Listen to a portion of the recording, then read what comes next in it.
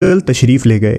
صحابہ بیریاں توڑ توڑ کر کھانے لگے تو آپ صلی اللہ علیہ وسلم نے ارشاد فرمایا، جو خوب سیاہ ہوں وہ کھاؤ، وہ زیادہ مزے کی ہوتی ہیں۔ یہ میرا اس زمانے کا تجربہ ہے جب میں بچپن میں یہاں بکریاں چرایا کرتا تھا۔ بہرحال مکہ کے ان وادیوں میں نبی کریم صلی اللہ علیہ وسلم کی عمر مبارک 20 برس ہو گئی۔ ان دنوں قبیلہ قریش اور قبیلہ قیس اعلان کے درمیان ایک زبردست جنگ ہوئی۔ یہ جنگ حرب الفجار کے نام سے مشہور ہے۔ دور جاہلیت میں عرب کے چھوٹے بڑے قبیلے کی چھوٹی چھوٹی باتوں پر خون ریز جنگ ہو جایا کرتی تھی، لیکن جنگ فجار کو تاریخ میں ایک اہم جنگ مانا جاتا ہے، کیونکہ اس جنگ میں خود حضور صلی اللہ علیہ وسلم نے شرکت کی تھی اور اس وقت آپ ایک نوجوان شخص تھے۔ اس جنگ کی تفصیل کچھ یوں ہے کہ دور جاہلیت میں عکاظ کے میدان میں ایک بڑا میلہ لگتا تھا، جس میں مشاعرے، قصہ گوئی، کشتیاں اور تیر اندازی کا مقابلہ ہوا کرتا تھا۔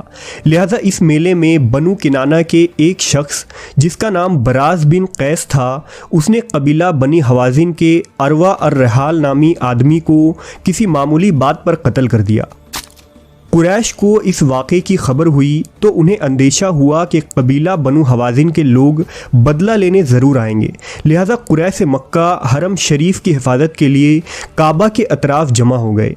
حوازن کے لوگ بھی حرم کی طرف بڑھنے لگے اور دونوں قبیلوں کے درمیان مت بھیڑ ہوئی۔ یہ مت بھیڑ کئی روز تک یوں ہی چلتا رہا اور وقفہ وقفہ حوازن کے لوگ حملہ کرتے رہے۔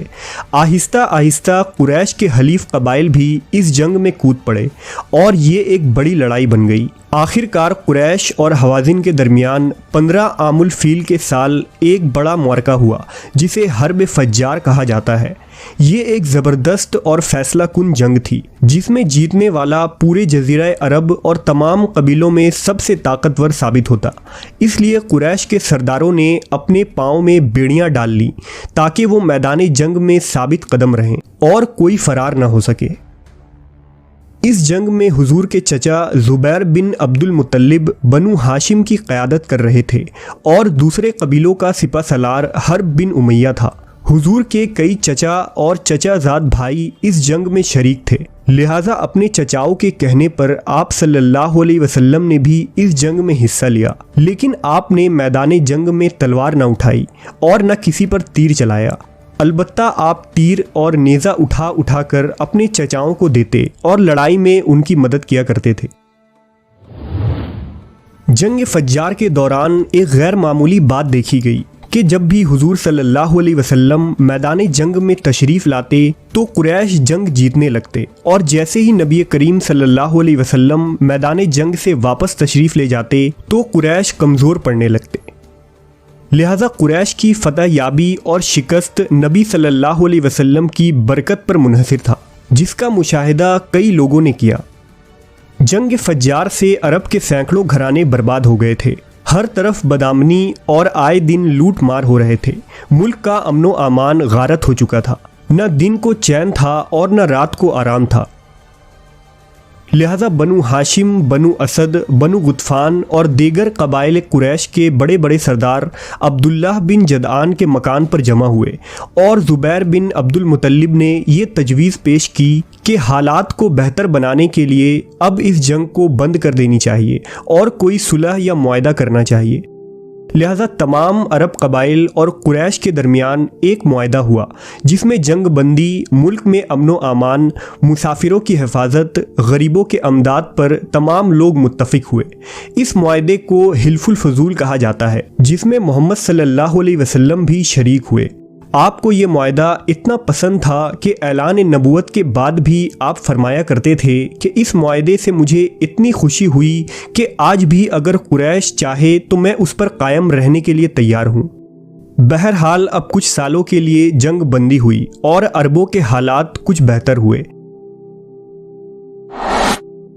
جب نبی کریم صلی اللہ علیہ وسلم کی عمر مبارک 25 سال کے قریب ہوئی تو تجارت کی طرف رجحان بڑھا، لیکن آپ کے پاس اتنی رقم نہ تھی کہ تجارت کر سکیں۔ لہذا جب مکہ کی ایک خاتون کو یہ خبر ہوئی تو اس نے نبی صلی اللہ علیہ وسلم کو پیغام بھیجا کہ آپ میرا مال تجارت کے لیے شام لے جائیں اور اسے وہاں مناسب قیمت پر فروخت کریں۔ اس خاتون نے یہ پیشکش کی کہ وہ آپ کو دوسروں سے بڑھ کر اجرت دیں گی۔ اس خاتون کا نام خدیجہ بنت خویلد تھا، جو مکہ کی نہایت ہی شریف خاندان کی ایک مالدار بیوہ خاتون تھیں۔ سیدہ خدیجہ کا تعلق قبیلہ بنو اسد سے تھا۔ آپ کے والد خویلد بن اسد عرب کے امیر ترین انسانوں میں ایک تھے۔ جب جنگ فجار شروع ہوئی تھی تو خویلد نے بھی اس جنگ میں شرکت کی تھی اور وہ اس جنگ میں مارے گئے۔ لہٰذا باپ کے مرنے کے بعد سیدہ خدیجہ نے سارا کاروبار خود سنبھالنا شروع کر دیا تھا۔ دراصل سیدہ خدیجہ نے پہلے ہی حضور کی صداقت، امانت داری اور ایمانداری کے چرچے سن رکھے تھے اور وہ آپ کی خوبیوں سے بہت متاثر تھیں، اس لیے انہوں نے آپ صلی اللہ علیہ وسلم سے تجارت کی یہ درخواست کی تھی۔ بہرحال حضور نے سیدہ خدیجہ کے مال کو لے کر تجارت کے لیے شام روانہ ہوئے۔ اس سفر میں حضرت خدیجہ نے آپ کے ساتھ اپنے ایک غلام میسرہ کو بھی روانہ کر دیا۔ ابن اسحاق کے مطابق سفر شام کے دوران حضور صلی اللہ علیہ وسلم نے ایک جگہ تھوڑا توقف کیا اور ایک درخت کے سائے میں آرام فرما ہوئے۔ قریب نستور راہب کی ایک خانقاہ تھی۔ راہب نے جب آپ صلی اللہ علیہ وسلم کو دیکھا تو میسرہ کے پاس آیا اور پوچھا کہ وہ ہستی کون ہے جو اس درخت کے نیچے آرام فرما رہے ہیں۔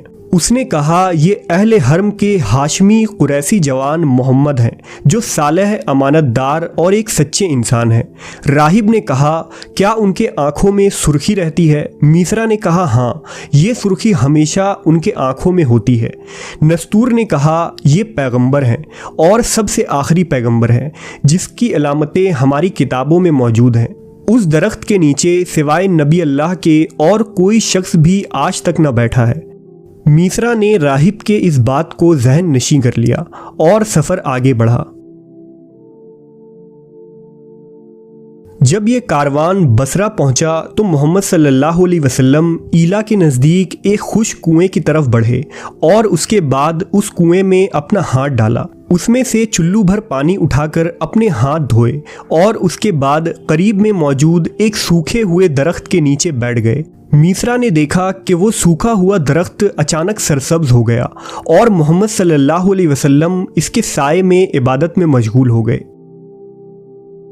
بہرحال شام پہنچ کر آپ صلی اللہ علیہ وسلم نے تمام مال کو فروخت کر دیا اور اس تجارت میں بہت نفع ہوا۔ لہٰذا حضور صلی اللہ علیہ وسلم میسرہ کے ساتھ مکہ کے لیے واپس روانہ ہو گئے۔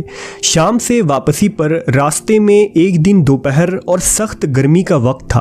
میسرہ کیا دیکھتا ہے کہ حضور اونٹ پر سوار ہیں اور دو فرشتے آپ کو دھوپ سے بچانے کے لیے سایہ کیے ہوئے ہیں۔ اللہ نے میسرہ کے دل میں نبی کی ایسی محبت ڈال دی کہ گویا وہ نبی صلی اللہ علیہ وسلم کا غلام بن گیا۔